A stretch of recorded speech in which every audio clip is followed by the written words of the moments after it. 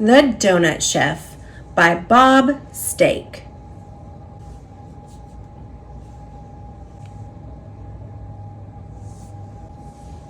Once upon a summer's day, a donut chef was heard to say, "On this street where people stop, I'll open up my donut shop." The store was cozy, made of brick. He got it ready super quick. He washed the walls, he swept the floors, he hung a sign above the doors. He stacked his pots, he cleaned his pans, he dusted off the ceiling fans. He grabbed a spoon, then turned a knob, and set the stove to do its job. That donut chef, he worked so hard by mixing flour, sugar, lard. He baked his donuts fresh at dawn, then hoped by noon they'd all be gone. At first one man walked in the store, but then a line snaked out the door. The donuts soon were all the rage, adored by folks of every age. Soon word got out of this success, and to another chef no less, who said to him, "Your shop is through when my store opens next to you." Indeed, with 2 shops on the block, both selling donuts round the clock. Well, people asked, you might have guessed, whose donuts are the very best.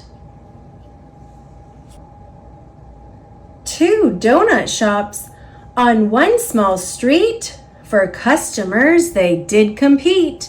Each used his donut selling tricks before he closed his doors at 6. If one chef dropped his donut cost, the next would add more chocolate frost. If one would scream, "Buy 2, get 3," the other yelled, "But mine are free." They made new flavors, quite bizarre, like cherry frosted lemon bar, and peanut brickle buttermilk, and gooey cocoa mocha silk. They tried new shapes beyond just rings. Their donuts were such crazy things. Some were square and some were starry, some just like calamari. Some were airy, some were coney, some resembled macaroni. It wasn't long before the sweets looked not at all like donut treats. They'd lost their taste, they'd lost their soul, they'd even lost their donut hole. The chefs continued with their feud, cooked up more crazy frosted food. Then in walked little Debbie Sue, a teeny girl, just barely 2. She looked at all the donuts weird, the flavors strange, the toppings smeared. She looked and looked, but could not find the one that was her favorite kind. "Excuse me, mister," said the tyke, "but where's the donut that I like?" "It isn't here, it isn't there. You think it's under that eclair?" "Oh, surely," said the chef with grace, "your donut's in this donut case. We've donuts laced with kiwi jam and served inside an open clam. Donuts made with huckleberry, don't be scared, they're kind of hairy. And donuts made from spiced rum pears, so popular with millionaires. We've donuts lighter than a wisp, donuts gooey, donuts crisp, donuts dressed just like a Shriner, donuts major, donuts minor. If we don't have it, you can bet it can't be found, at least not yet." The choice of donuts left her dazed. Said Debbie Sue, "But I want glazed." The crowd went silent, jaws hung low. a flavor choice from long ago. No one orders donuts glazed. The chef was startled, then amazed. A donut glazed? That's so old time, from when a donut cost a dime. Hey, I like glazed, a voice chimed in. Me too, I love 'em. Where have they been?